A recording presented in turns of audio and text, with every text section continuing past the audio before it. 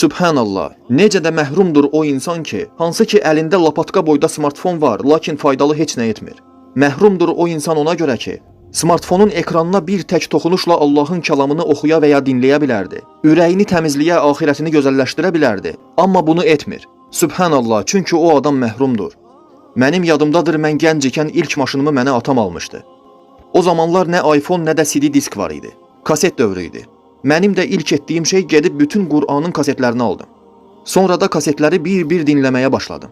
Öncə bir üzünü dinləyirdim, sonra da o bir üzünə çevirib digər üzünü dinləməyə başlayırdım. Təxminən kasetin bir üzü 35-40 dəqiqə çəkirdi. Bir kaseti dinləyib bitirib digər kaseti taxıb dinləyirdim. Lakin bugün isə smartfonun ekranına toxunmaq kifayətdir. Amma insanlar heç bunu da etmirlər. Ona görə deyirəm ki, insanlar məhrumdurlar, amma bunu anlamırlar. Allahın kəlamını dinləməkdən məhrumdurlar. Halbuki bir toxunuşla onu dinləyə bilərlər, amma bundan məhrumdurlar.